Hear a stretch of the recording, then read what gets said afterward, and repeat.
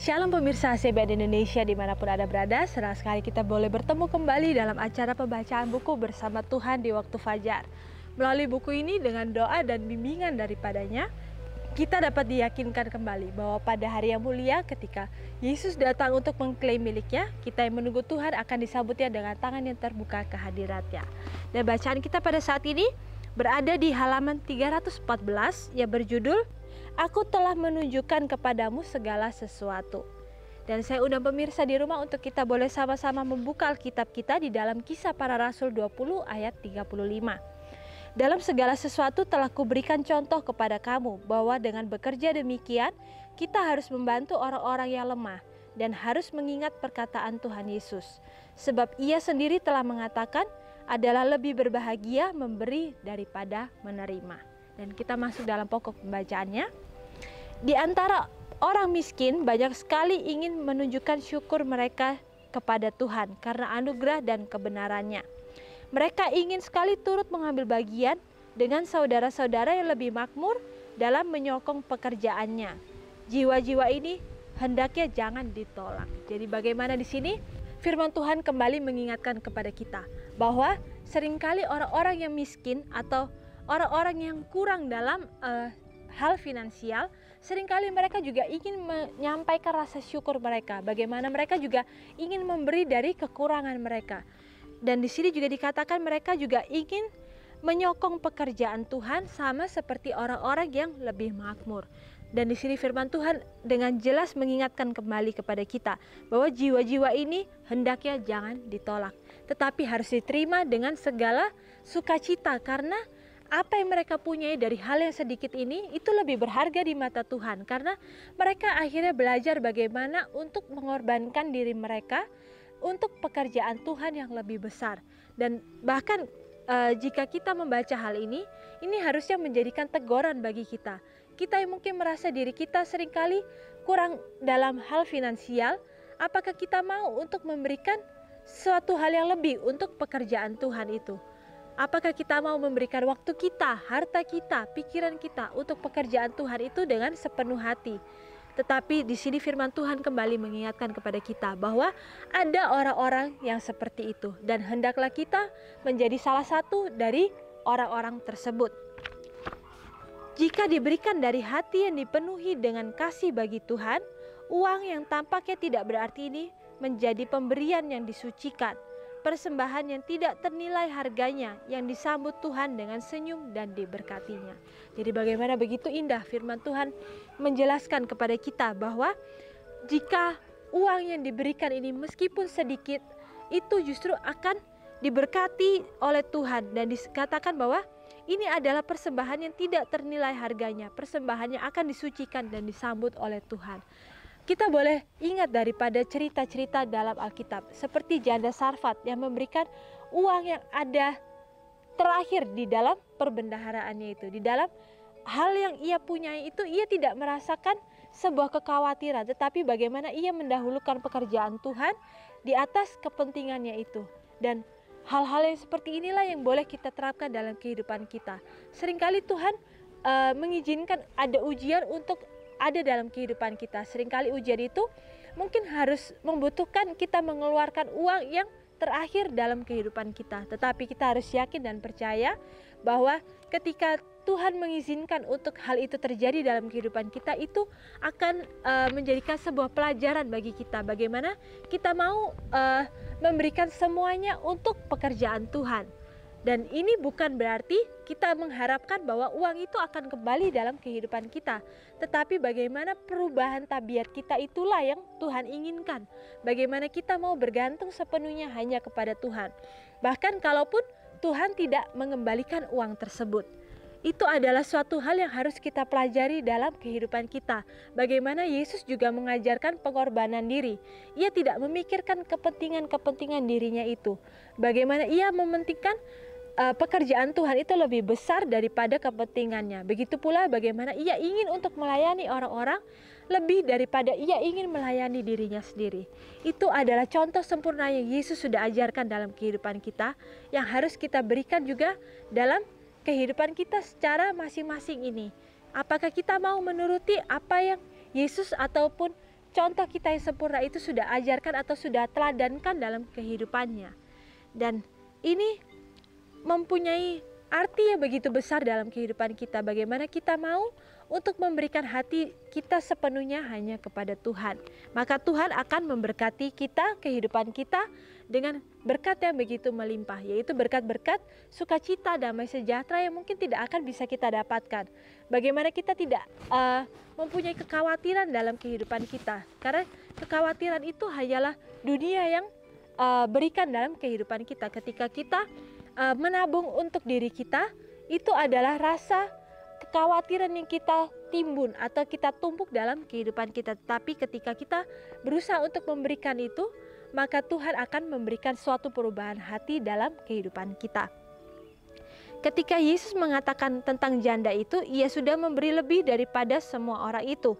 Perkataannya benar adanya, bukan uang saja tentang motif, melainkan tentang akibat pemberiannya. Uang 2 peser itu telah membawa ke dalam perbendaharaan Tuhan suatu jumlah uang yang jauh lebih besar daripada sumbangan orang Yahudi yang kaya. Pengaruh pemberian yang kecil itu sudah menjadi bagaikan suatu sungai yang kecil saja pada mulanya, tetapi makin lebar dan makin dalam, sementara sungai itu mengalir sepanjang zaman.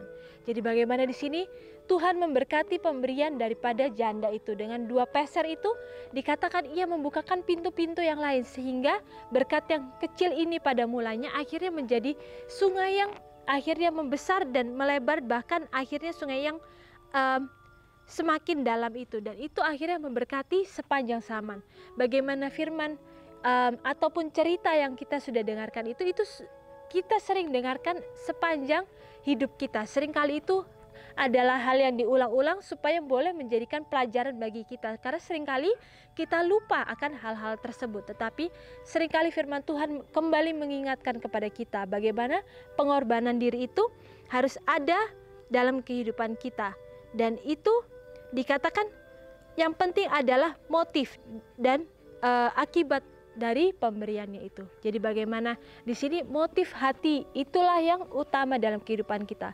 Bahkan dikatakan janda itu memberikan pemberian yang lebih besar daripada orang-orang Yahudi yang kaya-kaya itu, karena mereka memberi dari kelimpahan mereka. Bukan berarti kelimpahan mereka itu salah dalam kehidupannya, tetapi bagaimana motif daripada orang-orang Yahudi itu yang memberi untuk kesombongan mereka. Karena dikatakan orang-orang Yahudi itu memberi dengan harapan supaya mereka itu dilihat, supaya mereka itu dipuji oleh orang-orang yang lain, karena mereka memberikan persembahan yang begitu banyak untuk pekerjaan Tuhan. Tetapi kita perlu ingat di sini bahwa Tuhan tidak melihat dari pemberian yang banyak itu ketika kita memberikan dengan motif hati yang salah. Tetapi ketika kita memberikan dari kekurangan kita, tetapi kita mempunyai motif hati dengan tulus kita memberikan untuk pekerjaan Tuhan itu, bahkan dengan uang terakhir kita, itulah yang Tuhan lihat dan Tuhan perhatikan dalam kehidupan kita. Dalam 1000 jalan pemberian itu telah menyumbang untuk meringankan tanggungan orang miskin serta penyebaran Injil. Teladannya dalam hal pengorbanan diri telah mempengaruhi dan mempengaruhi kembali beribu-ribu hati di tiap-tiap negeri dan di tiap zaman. Jadi bagaimana itu dikatakan teladan pengorbanan hati itu telah mempengaruhi kehidupan tiap-tiap hati dan tiap-tiap orang di segala zaman.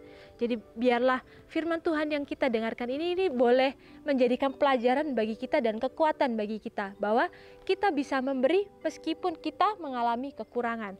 Karena Tuhan tidak melihat jumlah apa yang kita beri, tetapi Tuhan melihat hati kita. Hal itu telah menarik perhatian orang kaya dan orang miskin, dan persembahan mereka telah mempertinggi nilai pemberiannya. Berkat Tuhan ke atas uang janda itu telah menjadikannya sumber dari hasil yang besar. Demikian juga halnya dengan setiap pemberian yang diberikan, dan setiap perbuatan yang dilakukan dengan kerinduan yang sungguh-sungguh untuk kemuliaan Tuhan. Hal ini dihubungkan dengan maksud yang maha kuasa. Akibatnya untuk kebaikan tidak dapat diukur oleh seorang pun. Tertulis dalam buku Alfa dan Omega jilid 6 halaman 245 dan 246. Jadi bagaimana di sini dikatakan bahwa persembahan dari mereka itu adalah memberkati pekerjaan Tuhan itu, dan di saat itulah akhirnya menjadikan sumber dari hasil yang besar. Dan demikian juga terhadap pemberian-pemberian kita pada saat ini. Kita seringkali memberikan pemberian-pemberian dengan perbuatan, dikatakan perbuatan yang dilakukan dengan kerinduan yang sungguh-sungguh untuk kemuliaan Tuhan. Ketika kita memberikannya itu dalam kehidupan kita, maka kita akan melihat bahwa Tuhan itu bekerja dalam kehidupan kita. Dan ini adalah kebaikan yang tidak dapat diukur oleh seorang pun. Karena kita tidak bisa melihat hasil dari perbuatan itu pada saat ini. Tetapi kita jangan berkecil hati. Apapun yang kita lakukan pada saat ini, Tuhan melihat dan Tuhan mendengar. Bahkan malaikat Tuhan mencatatnya dengan detail. Dan setiap motif hati kita itu pun juga malaikat catatkan, dan Tuhan mengetahui setiap hati kita itu. Dan ketika kita memberikan hati kita itu hanya kepada Tuhan, kita tidak memikirkan untuk kemuliaan diri kita sendiri, maka Tuhan akan memberkati dengan begitu limpahnya. Bahkan di saat kita tidak mengetahui hasil daripada apa yang kita buat, tetapi kita yakin dan percaya satu saat nanti Tuhan akan menunjukkan hasil daripada apa yang kita buat.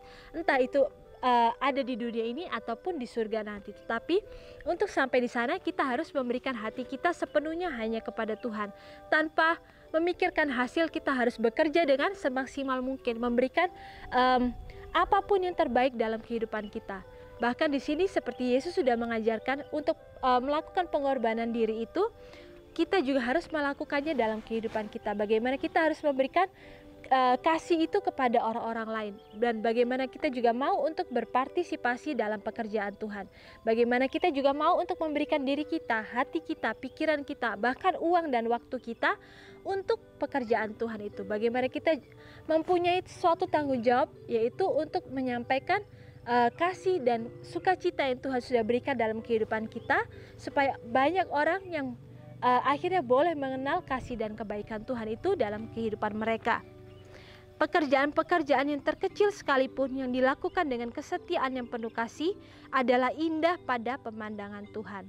Alfa dan Omega, jilid 3 halaman 181. Jadi bagaimana di sini dikatakan meskipun kita saat ini hanya bisa melakukan pekerjaan-pekerjaan yang kecil sekalipun, itu adalah pemandangan yang indah di hadapan Tuhan ketika kita melakukannya dengan kesetiaan dan penuh kasih. Jadi dari hal-hal yang terkecil itulah Tuhan mengajarkan kepada kita bagaimana kita boleh melakukannya itu dengan kesetiaan dan tanggung jawab yang penuh.